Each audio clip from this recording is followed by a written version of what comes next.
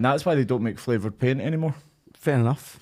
Hello and welcome to the Phil Shy podcast. I'm Peter Bell, and with me as always the nicest man in comedy, Paddy Linton. Hello.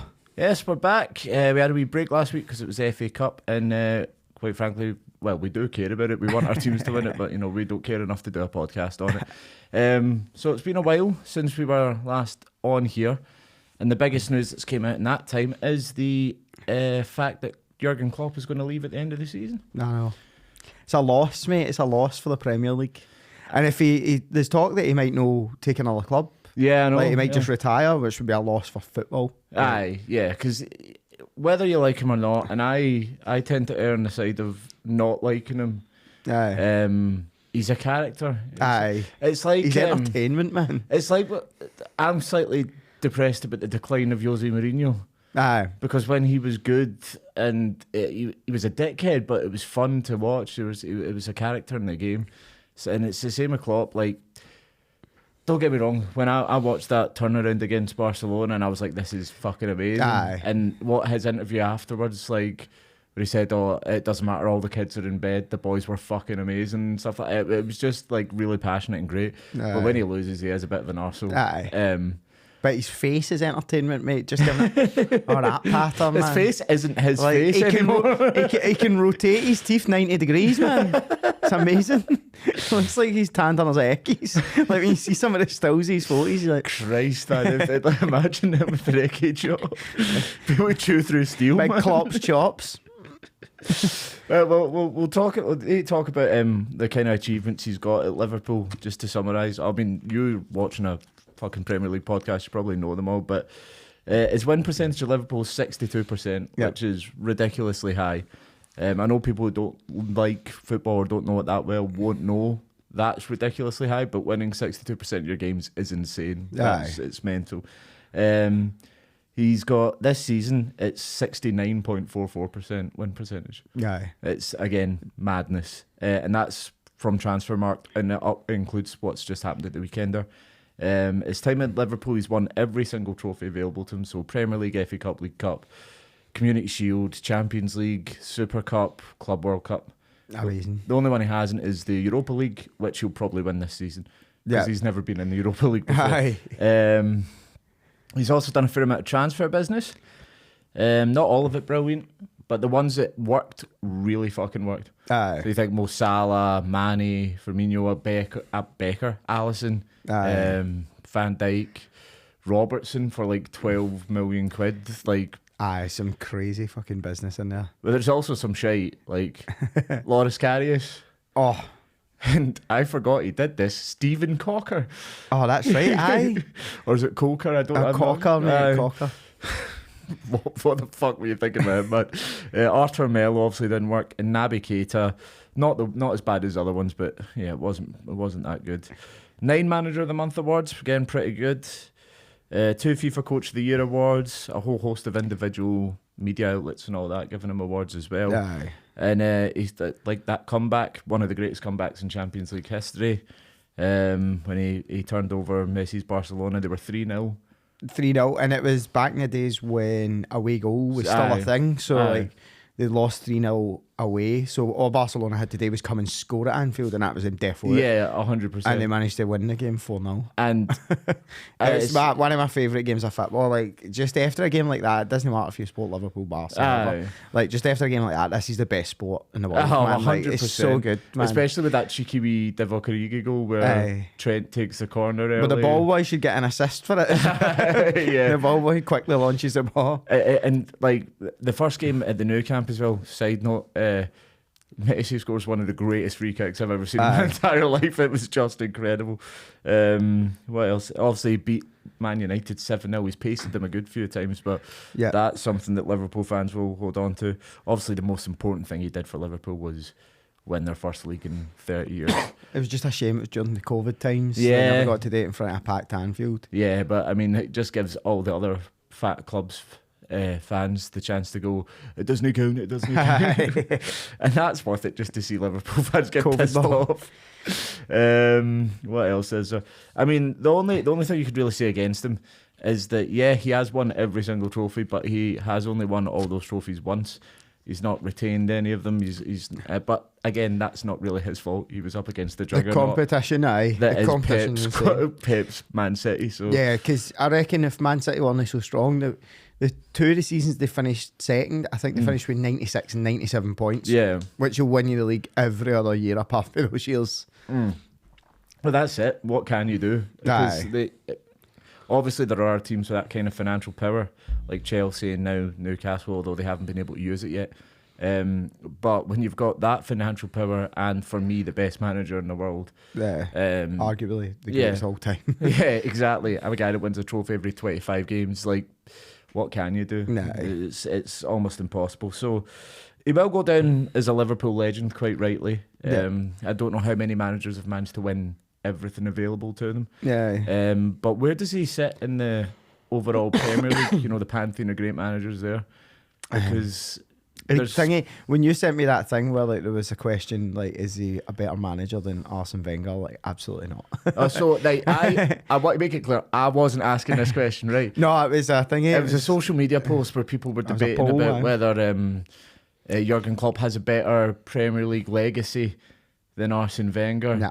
And I think that it can be very easily answered by the fact that Arsene Wenger won 3 Premier Leagues and Jurgen Klopp won 1. Aye. If we're going for Premier League legacy, I just don't think it's a question. Also, Wenger completely changed football over here. Yeah. The whole diet and training, and introduced that sort of pass and play that obviously Pep took to another level, but he completely changed the game.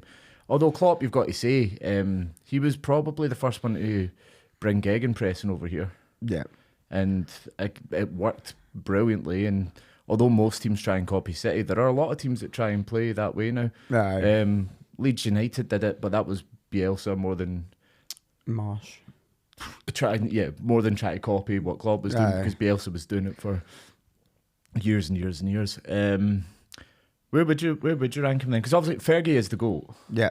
It's just, so you'd have to go Fergie. Then maybe Pep. I hate to say it, but I probably would have to go Pep next. Aye. And it boils my piss saying it, because like for so long it was just, in my mind it was Fergie. I think then you'd Wenger. have to put Mourinho ahead of him as well. Yeah. 3 titles. Oh yeah, no, Mourinho when he first came over, if you weren't watching football back then, like he completely dominated. Aye. And then he left, he came back, won a league again, and like first season back. Aye. Did he come back to Chelsea twice, or was it just the once? I can't remember. He came back once. Aye. So no, the first season he finished second or third to City. Oh, was it? Aye. And then the second season he completely ran away with it. Aye. And yeah, that's when they signed Diego Costa and they had Oscar and all that. The big dirty bastard. Diego Costa. He's such a legend, such man. a Mourinho player. I know. We're gonna sign this excellent striker who also happens to be a cunt. Is he still kicking a ball? I don't know. Remember he was at Atletico Madrid, which was the best combination of player, Simeone. manager and club man.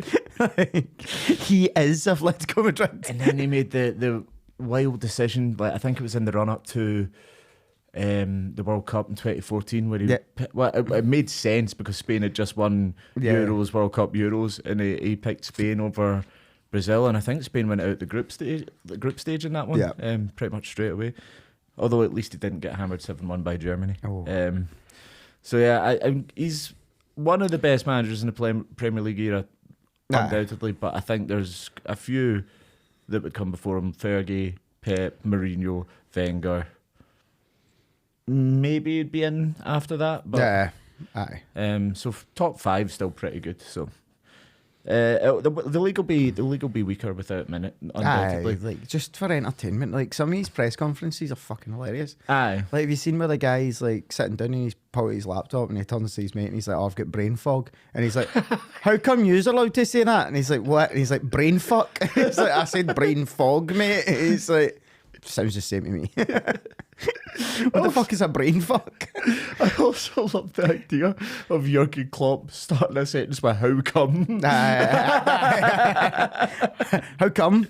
but how? So what next for Liverpool? There's a very obvious answer to this, because Xabi Alonso is a former player, and he currently has Leverkusen 30 games unbeaten this season in all competitions. Top of the league. 2 points clear of Bayern. He was asked about it and he says, to be honest, I'm not thinking about me. I'm focused on just trying to win the league with Leverkusen, which is the right answer. That's a smart thing to say. But he'll 100% take that job if it's offered to him, I reckon. I think he's the best candidate, defo. I'm not sure if he's the best. I think he's the most likely one. The best one I don't think they'd be able to get. Which do? Well, if you look at the way they play, the kind of management style, charisma, the bond with the fans, Ange Postecoglou would absolutely be the best shout to It's take just over. too soon for him though, man. Aye, and obviously there's no way that Levy would let him go. But if you look at the style of football, Ange's football doesn't get called heavy metal football, but that's what it is. Really. It's They're pretty doing much exactly the same same thing. And Liverpool fans would fucking love him. He's got great interactions with the journalists and all that kind of stuff, the same way Klopp did.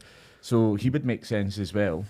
I think one day maybe Ange will get the job at Liverpool. I think it would be a good fit for both. Or De Zerbi as well, because like again, similar styles. I think De Zerbi's too possession based. Like possibly. I think Liverpool fans would get frustrated with that kind of football. Aye, possibly. But they would love to him just going mental on the sidelines. So. Aye.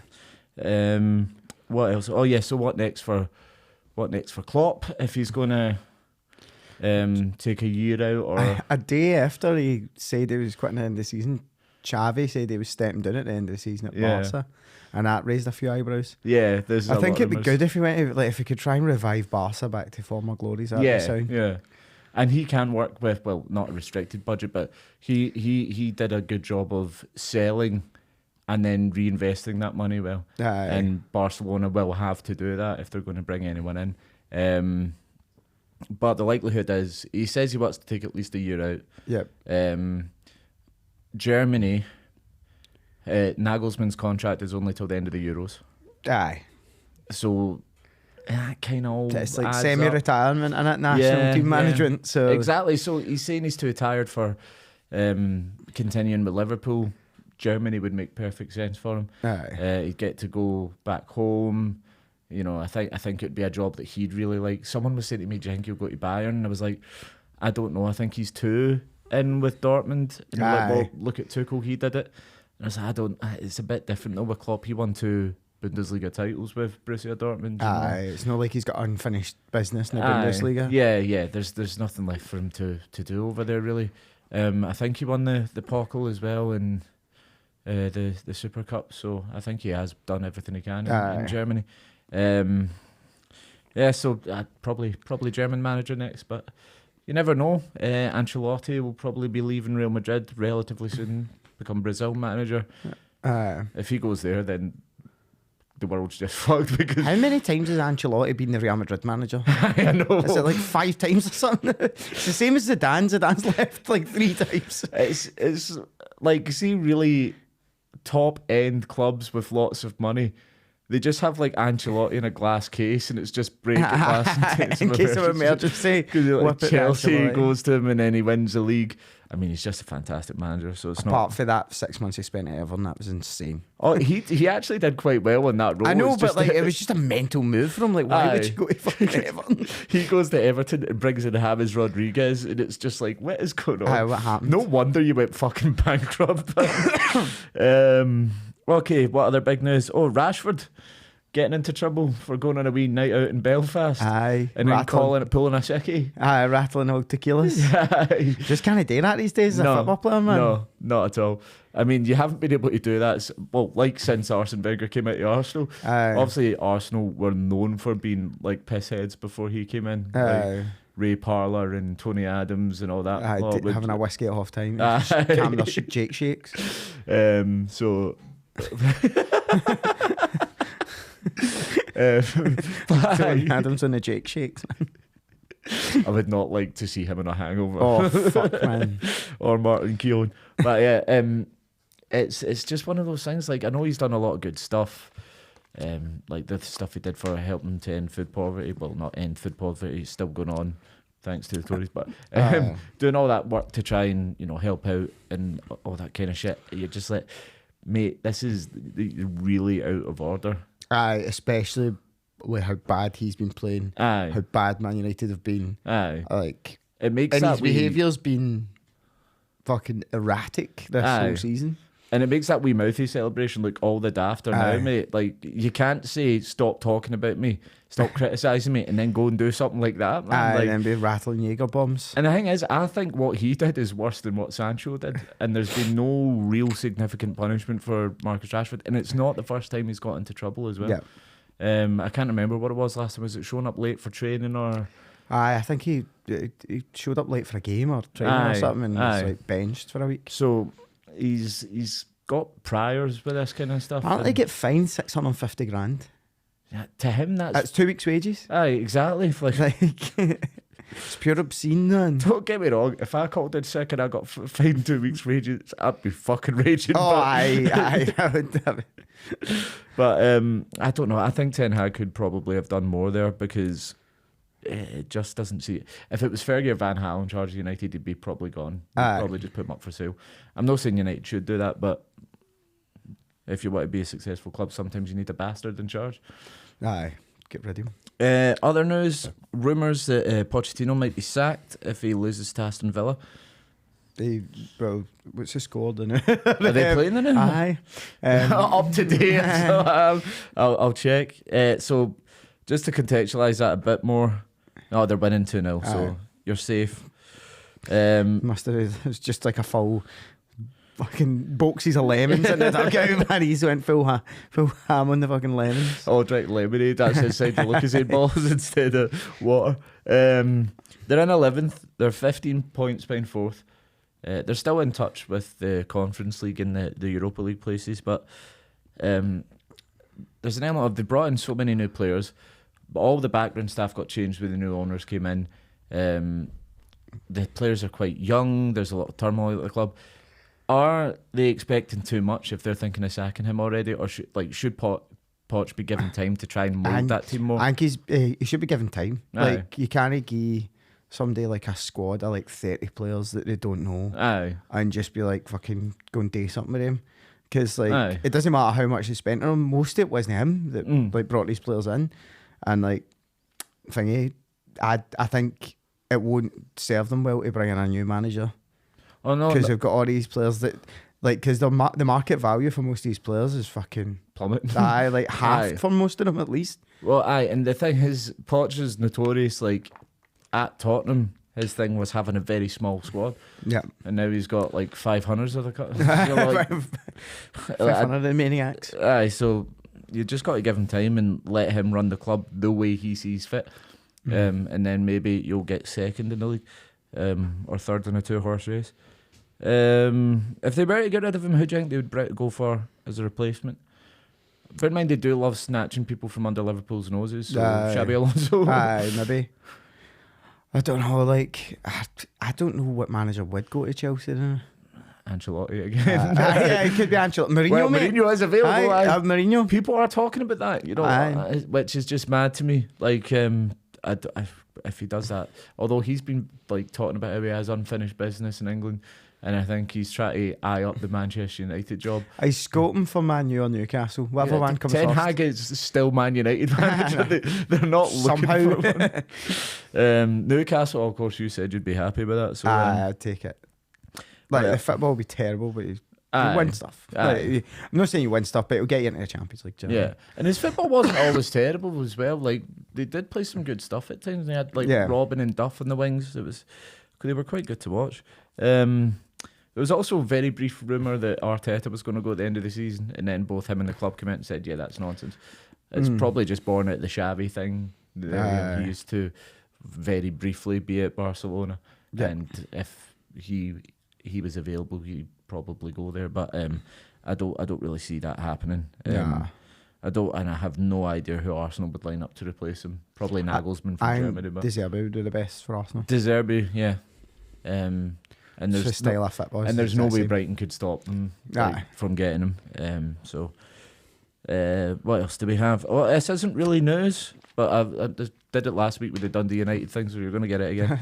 I learned that former Doctor Who and House of the Dragon star Matt Smith played for Nottingham Forest and Leicester at youth level, captaining Leicester's youth team. which is just fucking mental to me. When you told me that, I was like, that explains his big face. Just been getting scalped with my mold masters in the face on Saturday mornings as a child. But at the professional youth level of Nottingham Forest, they're using mold masters in a fucking red ash pitch. Well, this led me down a rabbit hole of footballers that have been in movies. So I've got some really fucking weird ones here, and I some of them I didn't realise had made this now their full-time career. So Frank LaBeouf is an actor now. Big lump, he said. He was in The Theory of Everything, that film about Stephen Hawking. Was he? He was the doctor in that. What? Like, genuinely. Fuck off. That's Frank LaBeouf. Why? I don't know. That's insane. I've seen that and I never noticed Big Frank. It's a serious movie and he's just properly in it. Like, he's got a few other credits as well in like French films. So yeah, Frank LaBeouf. Because like off the top of your head, you're going to go Vinnie Jones or that. I wasn't expecting Frank LaBeouf. No one ever expects Frank the Beef. Else do we have? Oh, Fitz Hall. Who? Fits all? One size. One size fits all. He was in The Fifth Element. What? As a child, he was a wee guy. Who are these casting directors, man? I don't fucking know. Quite how he ended up is never got he ended up there is he's never gone into full detail on, but he has confirmed the 12-year-old in the opening scene of the movie was indeed him. Fuck's sake. It's just amazing. That he's probably had more people watching him through that than he ever had in his entire football career. Aye. Stan Collymore was in Basic Instinct 2. No, he fucking wasn't. What? What? Was he like an extra or something, or did he have a speaking part? Let's see. The former Liverpool striker Stan Collymore was cast as the opening love interest for the long-awaited Basic Instinct sequel. I didn't even know there was a Basic Instinct 2. I'm not. He was the opening love interest. What happened between him and the female protagonist? Did they batter on a nightclub or something? Oh, I'm quoting the article here. He doesn't get a single line in the movie. Instead, simply sitting in a sports car passenger seat, pulling increasingly funny faces while Sharon Stone uses his hand to rub one out. What? Stan Collymore would have been fucking loving that. Oh, mate. No, that's not surprising. Robbie Keane and Mrs. Brown's Boys. That show's a lot older than I thought because he looks dead young. It's also terrible. It is. Neymar Jr. is in Triple X, The Return of Xander Cage. So just Neymar, as he's known to most people. But I think that was just a marketing exercise. Mike Ashley in Goal 3. Yeah, that's not surprising. Yeah, I'm sorry for mentioning his name in front of you. He was also in Monsters Inc. He was the big woman behind the desk. Oh, right. He was Roz.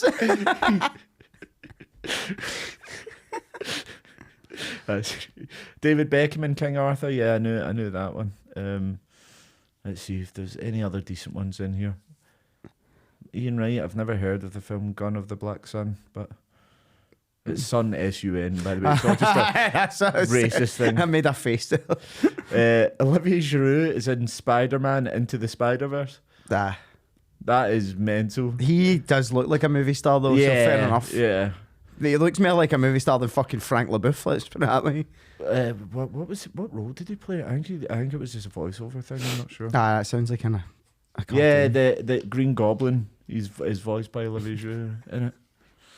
It's just madness. So that was fantastic, mate. So he would have been played by Willem Dafoe and voiced by Olivier Giroud. Who'd have ever thought those two worlds would collide, man? Zinedine Zidane was in Asterix at the Olympic Games. Yeah. He appears to be dressed as an Egyptian, which is probably not acceptable these days. No, he's Algerian. Algerian, yeah. So he just about gets away with it. Yeah, it makes it more acceptable. So yeah, that's some weird footballers. Got me thinking though. Who would you, if you could cast a footballer in a role, what do you think would suit? Like maybe John Terry or Joey Barton as combo. And This Is England. Potentially legal issues when he said that. Diego Simeone as Scarface. Aye. I can imagine his house is like Scarface's house. He does look chained up, Aye. but he isn't for legal reasons. Big Sam is Hagrid. Oh, aye. You know, and instead of having the three-headed Doug, you just have Sammy Lee chained up. You can have Roy Hodgson playing head. Do you know what would be great? See if you got like Big Sam and Roy Keane to do like a remake of In Bruges. That would be fantastic. That would be fantastic. They would both fill those roles really, really well. It would be a good double act. That'd be brilliant. Aye. I do have this as well. Mario Balotelli is Kevin McAllister in Home Alone. Oh, Because a man set fireworks off in his own fucking bathroom. Like, big. his traps will be lethal not only for the burglars, but himself and the house that he lives in. I'm glad you mentioned that because a couple of weeks ago I'd prepared some stuff about fucking big Mario Balotelli. Oh, aye. And there was some absolute bangers of quotes for him for back in the day. So he was fined 100 grand at Man City for lobbing darts out a first floor window at academy players. Right? And like, see when he get pulled in and disciplined for it, they asked him, why were you throwing darts at the academy players out a window? And his explanation was, it was quite a simple one. It was, I was bored. Thingy. Wait, what? Phil Foden might have been one of those. I know, it could have ended Phil Foden. It could have put fucking Phil Foden in a coma. Like throwing a dart at him for a first floor window. I'm surprised that's not a criminal matter, but that's fantastic. See, I can vibe with Manuel Balotelli. Some of the things he's done is fucking fantastic. So like when he first came to Man City, his flat was bare, and his assistant was like, "Oh, like go and get down to John Lewis and get an ironing board." He never came back with an ironing board. He came back with a trampoline, a quad bike, and a Scalextric set. It's not good furniture. Sorry, what idiot sent him to get his own stuff? He's never going to get what he needs. He's trying to use a trampoline as an iron.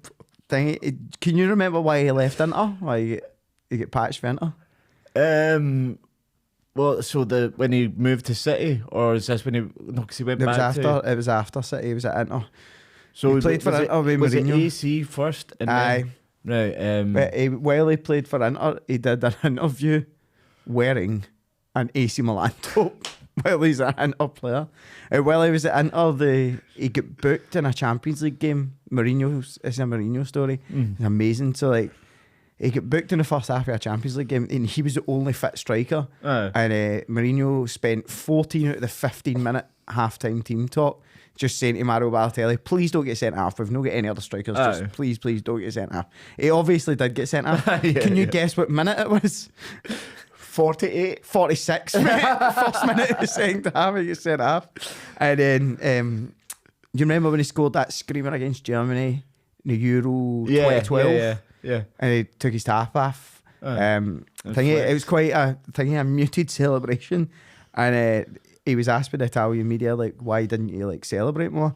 And he's like, I was just doing my job. Does a postman celebrate when he delivers letters? Fantastic work. He was great. He had some. He's so funny, man. Excellent stuff when he was living over here. He used to, well, in Manchester, obviously, but he used to just park wherever he liked, and then just pay the parking fines because he said it was easier than finding an actual parking space. He was driving around, I'm sure, with like £10,000 on his passenger seat. The police pulled him over, asked him why he had all that money, and he said, because I am rich. Because I am a rich man.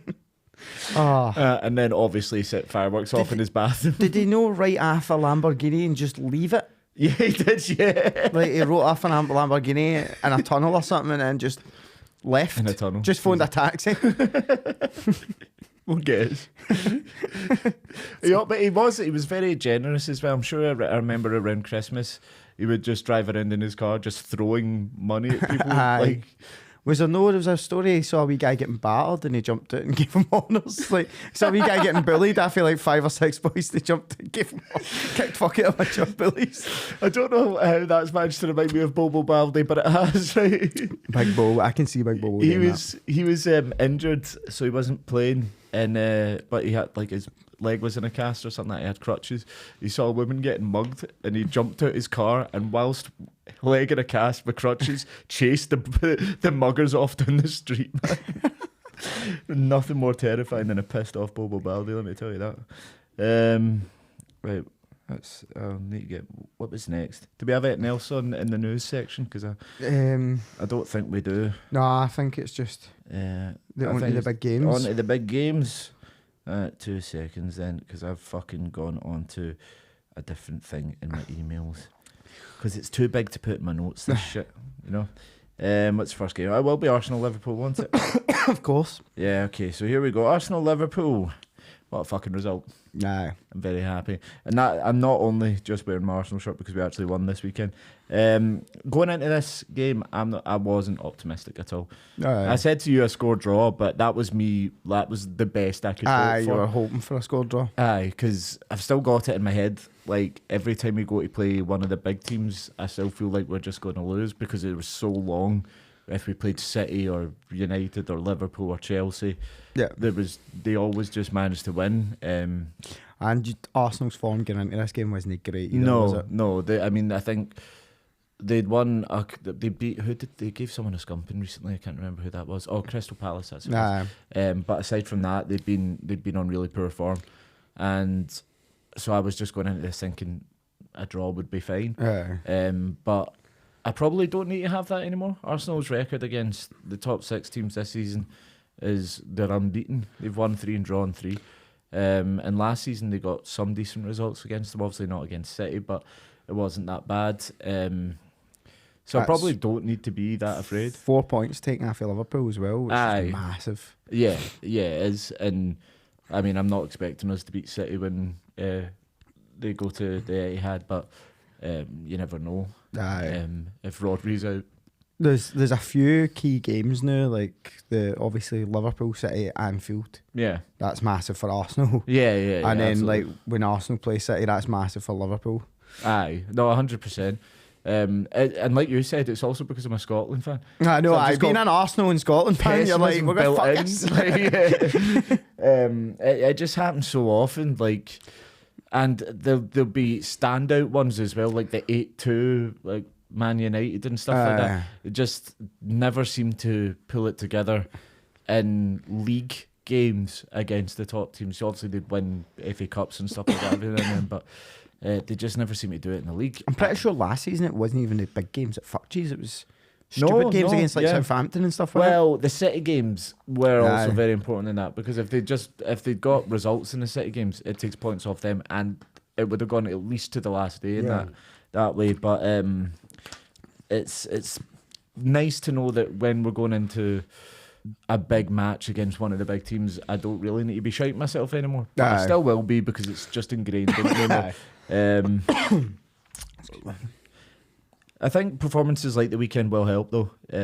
First half, they looked really, really solid.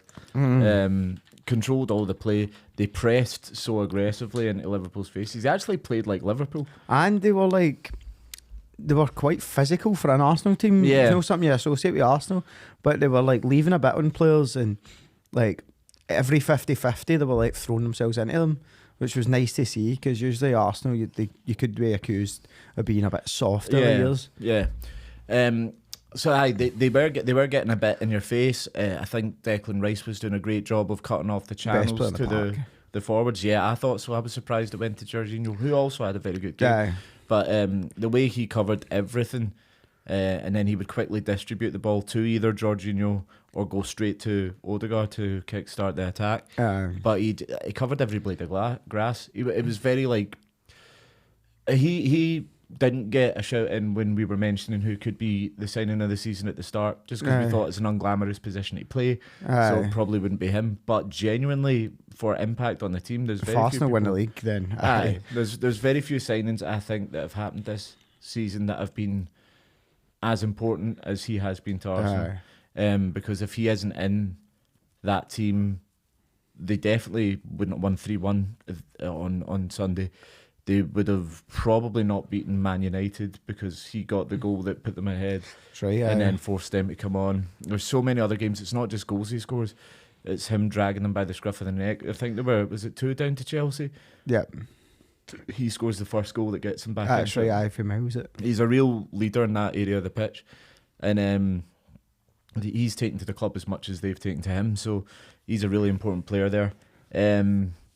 Martinelli was outstanding as well. He was phenomenal. And Odegaard just kept finding him all game. And I think it was a bit of a risky plan from Klopp to instantly put Trent back in that team. Because I'm not going to beat this drum too much, but Trent is weak defensively. And he does come forward a lot. And there's a huge open space behind him for someone as quick as Martinelli to exploit. The boy that had the fucking game of his life against Chelsea, he was missing with a bereavement. Oh, Connor Bradley, yeah. So unfortunately, his dad died. I think it was shortly after the game he scored in as well. Shame, it's horrible, but at least he got to see his son play for Liverpool. That would have been made a big deal for him. It looked like a very controlled performance. Like, they weren't outstanding, but in any individual position, it was just like they were all playing together. And up until that calamitous moment where they score, they did. The OG was horrific. By like, before we go into that, like for the first goal, I don't think Van Dijk's getting enough stick for it. Van Dijk just jumps out of position and leaves a big space in behind him for Havertz to run into. Because obviously Van Dijk get loads of stick for the second goal. Yeah. But I think he didn't get enough stick for the first one. Like, I actually agree with that, yeah. Because he just ran out like a headless chicken, which is not like him. You've got to say, though, the pass from Odegaard first to time, find him was just absolutely perfect. Acres of space, do you know what I mean? Yeah, acres of space, and Havertz still couldn't fucking I know, score. Man.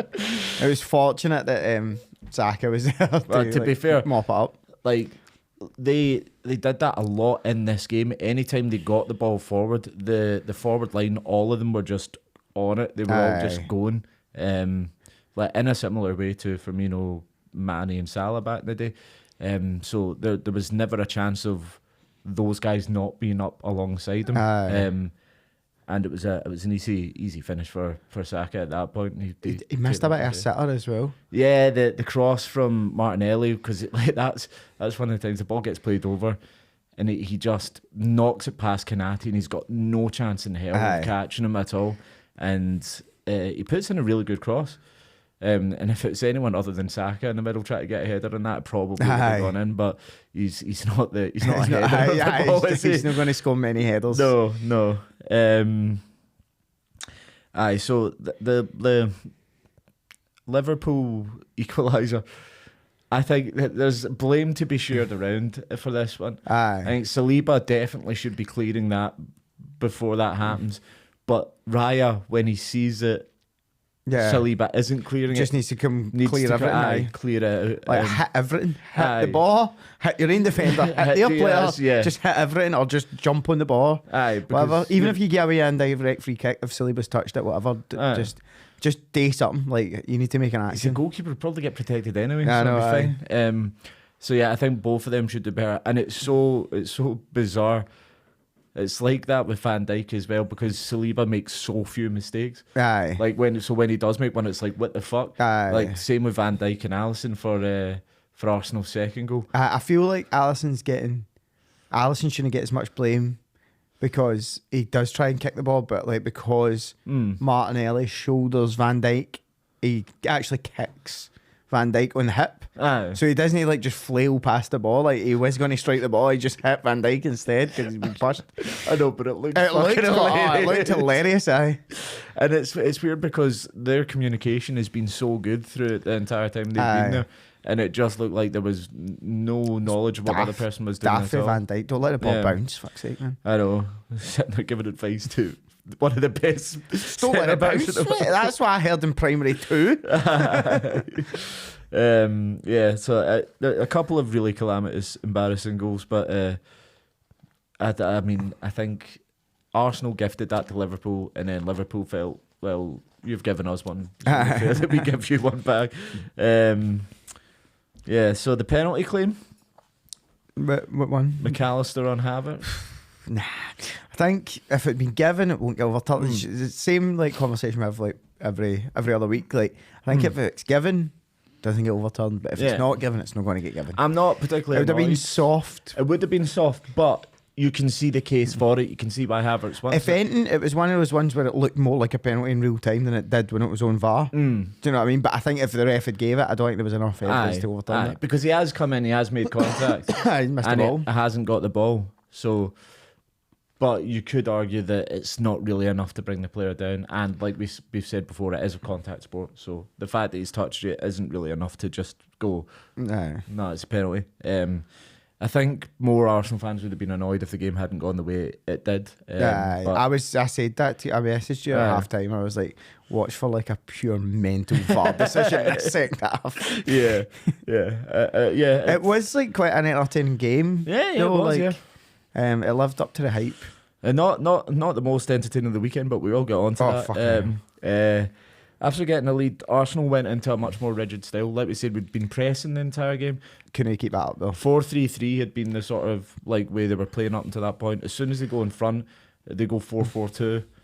Just put 2 banks of 4 in front of the box and say, come break us down, Liverpool. Yeah. Which is bizarre to see an Arsenal team not only try that, but pull it off. I know. Because usually they start shiting themselves and then they get anxious and then the team scores and it just doesn't work. But I think having Declan Rice in there is a huge difference.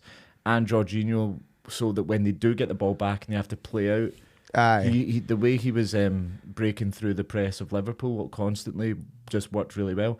And having the fresh legs of Trossard on. And like, because Liverpool, they had Nunez come on the second half, but he's only dangerous against a high line. Yeah, like he's not going to like beat 2 players and score. Aye. Salah's not in the team. Like Salah's like if you're doing that with Salah, then you're taking your life in your own hands because he can beat 2 or 3 players and score a goal. But like I didn't think there was enough firepower on the pitch for Liverpool at that point when Arsenal went in that shape that it was just like a matter of time before they broke away and then got the third. And it should be noted that Arsenal do have actually a really fucking solid defence today. Yeah. And even that Jakub Kiwior, the young Polish guy that came on, he looked really solid. First time I've seen him, right? I've not seen too much of him either, to be honest with you, but he did a really good job. Like he did his job really well. And then obviously they get that one counter attack. Alisson should stop it. What? Alisson should stop the third goal. Yeah. As well. True. But he probably doesn't expect the shot for that angle. He doesn't expect the shot from that angle. He's probably already surprised that Trossard managed to get through there in the first place. I mean, we've sung his praises on this a few times for being such a useful squad player. He's always got a goal and assist. He's just so useful for Arsenal and a great fantasy football player to have because there's always points in him. So yeah, mad props to Trossard. Alisson should do better, 100%. But it was just an off day for him. Liverpool did have most possession, we should say that, but Arsenal had higher XG, more shots on target. Up basically, no, Arsenal deserved to win the game. Yeah, 100%. Jamie Carragher though was fucking fuming because Martin Odegaard had the temerity, the gall. To take a photo of the club photographer who has been at the club for I think about 20 years. I accused him of over celebrating. Yeah, this is a man who spat at a teenage girl, and he's drawing the line and taking pictures of photographers. What a strange morality! He spat at a 14-year-old girl on the motorway. Yeah, that was mental. So yeah, you have a weird sense of morality. I think he's full of shit. I think he's just a sole loser. Like it's Neville. Even Neville was backing him up, and you're like, shut the fuck up. Like you're the guy that nearly ripped the Man U badge off your chest when you scored against Liverpool. Do you know what I mean? And he didn't even score the goal. And do you know what I mean? Lest we forget, Liverpool celebrated a 2-2 draw at Bournemouth by holding hands and cheering with the fans. So I don't know. I think it's daft. If you can't celebrate a big win over your big rivals, a win that keeps you in the title race, at least for now, in a game that most people were expecting that you were going to lose, when can you fucking celebrate? And it was a must win for Arsenal. Exactly. Like if you've lost that, you'd arguably out the title race. I would say definitely out the title race. I mean, football is supposed to be fucking fun. Like, what are we doing Just here? serious. Yeah, no, be miserable. And then people like complain as well when footballers don't celebrate goals. So which way is it? Like, I don't know, man. I think people like to hate on Arsenal. Aye, the And obviously, these days. I would say that I'm in the shirt, but Aye. it is a common theme. Like Arsenal seem to be the only team that get it for over celebrating. The thing it made me think about some of my favourite celebrations. Aye, Jimmy Bullard's is the best of all the time. Phil Brown impression. Where he sits everybody down Aye. a semicircle, and also in the exact same spot in the exact same stadium. Adebayo's against Arsenal. I know that this makes you sick, but like it was just. He could have caused like a full scale riot. Aye. Like it was mental. And like when he scored, he ran the length of the pitch quicker than Usain Bolt. It's quicker than he ever moved for fucking I know. Arsenal. And then he's like celebrates in front of Arsenal fans. That for me that was mental. To be fair, if he'd done that against any other fan base, there probably would have been a full scale riot. But Arsenal are like sort of poshy, hipstery kind of football fans. They're not going to have a. They're not going to get stabby or anything like that. There was monocles dropping into lattes. There's a bunch of guys go, I say. Gosh. You can't do that. But no, and to be fair, Adebayo was just a bit of a bellend everywhere he went. So like you can't really. I mean, he played for City, Arsenal, Spurs. Like he doesn't really give a shit. After Spurs, like when he was playing for Real Madrid, Spurs fans were launching racist chants at him, and he went to them that summer. Money. Oh my fact! The fact he's at Real Madrid at all just annoys me. Because if there was ever a player that didn't deserve to go to Real Madrid, it's him and Jonathan Woodgate. Nice, we drive by in Woodgate now like that. Do you remember when he glassed himself in a pub? No, he smashed a pint glass over his own head. What? Just for fun, and then he had like to go just to show home. off and then stitches. Yeah, mental. What a boy. This is a man that was perpetually injured as well, so it was a fucking risk. Had fucking paper knees. Right, Newcastle Luton. Woofed. Who saw this coming?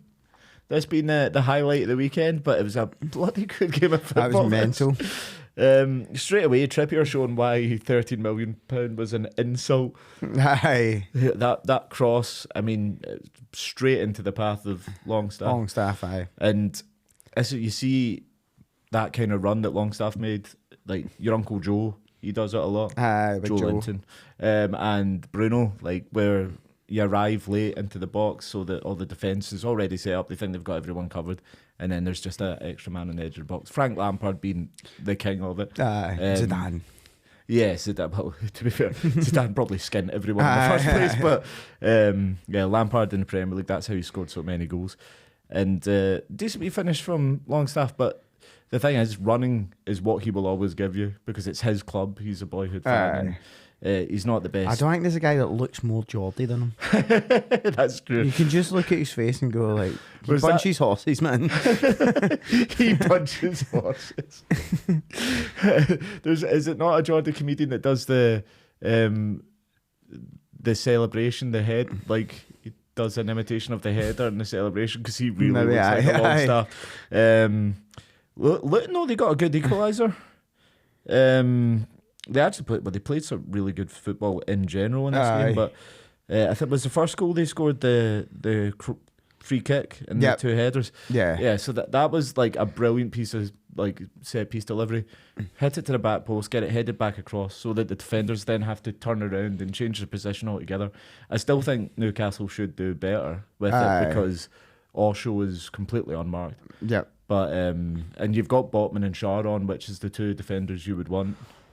But the whole back four looked pure ropey. I know they conceded 4 goals, obviously, but the whole back four looked so ropey defensive. Like if they had a solid performance, because Newcastle played some really nice football now. If the defence had just been solid, that could have been a really good game and result for you. But you got to credit Luton, and you got to credit weirdly Ross fucking Barkley. I know, mate. What a performance! Man of the match performance. Although for his goal, there was 5 Newcastle players ball watching. Like everybody just stood and watched him score. Dubravka makes a save. Should Dubravka also hold that, or is that on the defenders? Well, I think he should do better. I don't know if he should hold it, but or something like that. Just do slightly better. Pope probably would have done a bit better with it, but yeah, you want your defenders to be a bit sharper. What age is Ross Barkley? He must be in his 30s now. Right, I will find this out. Unlike the last time when we tried to find out what height Gabriel Jesus was, and I just googled Jesus. What height was Jesus? 5'9". Ross Barkley, age. Oh, so he's 30. Aye, 30. So there you go. Aye, like it feels like he's been around forever. Aye, he broke through very early at Everton. And looked a hell of a player then. He's completely changed his game though. He's kind of like a deep line playmaker. He did do a bit of running and carrying the ball forward, but some of the passes he was spraying about were just outstanding. We dismissed that signing. We were like, yeah. I know, he's going to be the one that keeps him up. They're making a pure fist at these days. I think they've just gone, what have we got to lose? Yep. And they're playing without fear. And they seemed a bit overwhelmed at the start. And you remember the Blackpool team? Yeah, under Ian Holloway. That's the one where they were just like, we're just going to they would go out and get beat 4-3 and stuff. Like, we're just going to play. So I think that's what Luton have done. Like, so they've scored 4 goals in like 2 of the last 3 games. I'm trying to think of somebody. There was something, Gary Taylor Stevens or something like that. It appeared like double-barreled surname. Charlie Adam obviously was the big player for them. Was DJ Campbell, was that I think he was there, Aye. Oh. Bright orange shirts. Now I'm just naming players. Charlie Adam, man, he only looked about 50 then. Had a few more of his teeth. Same age as Ronaldo. It's mental. Well, I do want to talk a wee bit more about Anthony Gordon as well, because obviously we've been saying for a while he probably should go to the Euros over, say, Marcus Rashford, for example.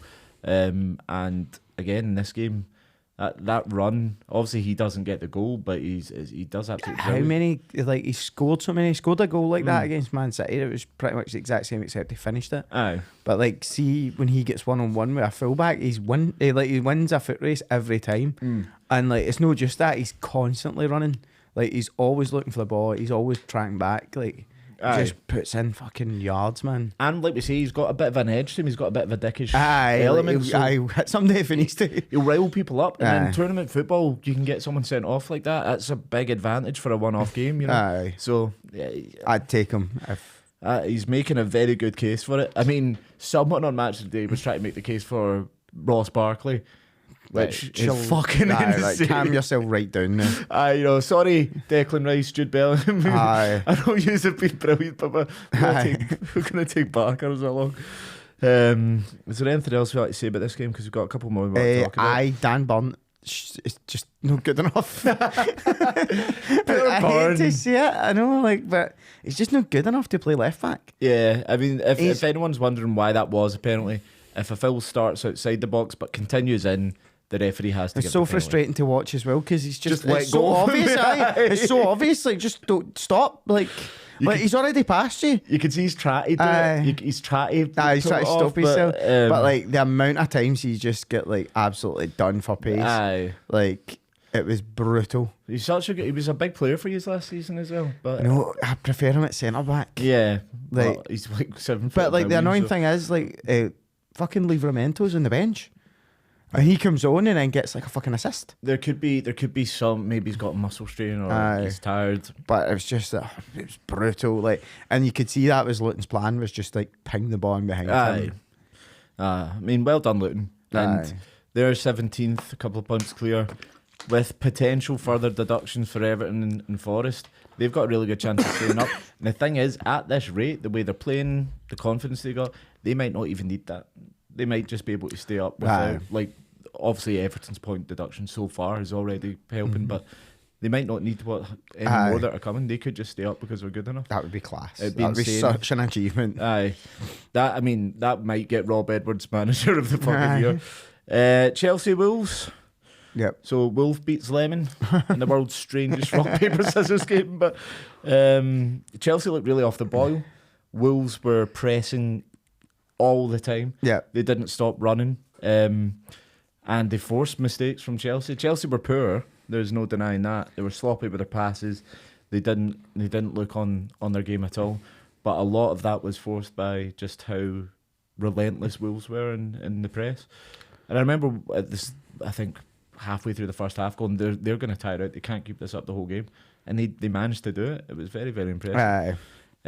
Although saying that, Chelsea did get the first goal by Cole Palmer, who is making a very good case that in spite of his team being shit, It's such a good finish, man. young player of the year, he could easily get it this year. He's just been outstanding. On his weak foot as well. Aye. Not a fan of his celebration when his team's losing. Like, oh, I'm cool, I've got ice in my face. It's, like, it's no helping, you know. Aye. He looked brilliant once again. Didn't last long, obviously, because then Caicedo got caught dawdling by the press. Aye. They get a bit lucky with a couple of the goals. There was deflections in them. Yeah. But Cunha looks like some player. Oh, he's class, The man. fact that they're not missing Matias Nunes or Ruben Neves, really, Aye. is just... Cunha's mad. class. Fucking Aye, he's Pedro really Neto. good. Neto, Jesus, there was a couple of times in this game where he's just gubbing. He's going to for- move in the summer. He has to, because he's too good. Aye. There's a lot of talk that Arsenal are very, very interested in him. But centre forward, I would say, is probably more of a priority. But I certainly wouldn't complain if they went. Wolves have been phenomenal this season. They have. I'd wrote them right after the Yeah, start. because you had them bottom, I had them 17th, 18th, sorry. Yeah, both had them going down. And Jamie was awfully smug about it at the weekend, but he's a Wolves supporting friend of ours. But yeah, they've got to give Gary O'Neill so much credit for the job he's done there. Yeah. Because I don't think Lopetegui would have had them any higher on the table. What, they're 10th, is it? Aye. That's just amazing. Well, I mean, well done, Wolves. You're having a fucking blinding season, honestly. Chelsea, a lot to worry about. Malo Gusto looks fucking dreadful, doesn't he? Fuck, man. So he's like, I think I've got stats here. 16 games he's had for Chelsea so far.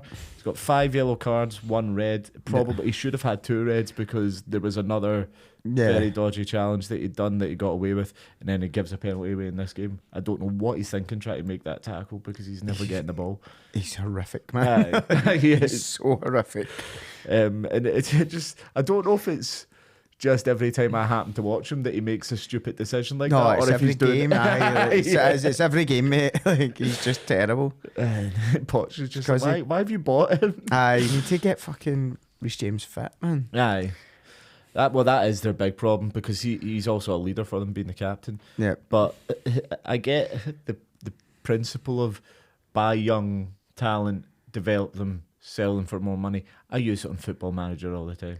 But you have to make sure that young talent is fucking talented. You can't just buy dog shit. The thing is, Chelsea have got a lot of really good players. Like, I rate Conor Gallagher. I think he's fucking good, man. He's been one of their standards this season, yeah. I think Cole Palmer's obviously Cole Palmer's great. brilliant, Reece yeah. James. Yeah. Chilwell's a good fullback as well. Like, just, He had some good moments. but like they just can't put it together. Yeah, there was a layoff he did for Sterling in this game. In fact, Sterling's fucking great as well. He's probably the best player. But I wanted to say, because the layoff that Chilwell did to Sterling reminded me of fucking Trippier's goal. Like the pass, the outside of the boot cross, and then the first time placed finish. With his left foot, mate. Yeah, I know. Just wanted to bring that up slightly. What a finish. It was amazing. So yeah, well done to Gary O'Neill and Wolves, because I don't know how you're doing it after all the players you lost, but you've fucking doing an outstanding job. And Chelsea, well, they had a run of 3 wins in a row, 4 wins in a row, and then lost the last 2. So yeah, I think they're going to have to settle for, at best, Conference League or Europa League, and I'm not convinced they'll get that. They need to win the FA Cup to get into Europa. That's probably their best bet. And I think, is it Liverpool or something they've got next? I can't remember. Aye. I can't see that happening, to be honest with you. So, sorry, you're going to be shite again for next season. Okay, we'll do a quick word on United versus West Ham. The biggest news from this game is Onana actually made a decent save. I know. It was wild. Unbelievable. I don't know if you've been watching much of AFCON. No. But like AFCON, like the goalkeepers in AFCON are mental. Like the fact that Onana's probably the best African goalkeeper tells you everything you want to know about watching it. Like I've been watching loads of it. Like now it's in the knockouts. Just on the standard of goalkeeping's insane, man. Well, in fact, was there not something, I think this is the first ever example of this, of an international player doing an apology, refusing to celebrate when he scored. Aye. Because his parents, I think he was playing for Guinea, and his parents are from Ivory Coast. So he actually apologised for scoring. Like, sorry. They never thought I'd see the day in an international tournament. what else is there to say? So United, Garnacho got 2 goals. Højlund Højlund's beginning to scored, look aye. good. And then there's that photo like of Manu, Højlund and Garnacho all sat in the advertising hoardings. Manchester United fans creaming themselves over that. They really are hoping that will be the future of that football club. Aye. They are very promising young players, especially Kobe Manu. Aye. So if they build a team around them for the future, maybe they'll be in luck because Højlund seems to have found his Shooting boots. And on that very old turn of phrase, He's found his shooting Wellingtons. I've found my talking bits. My Anyway, talking shoes. it's because we really know our onions. So on that note, we're gonna go. So let's say goodbye, Patrick. Goodbye. And it's goodbye from me. Stay fresh, cheese bags.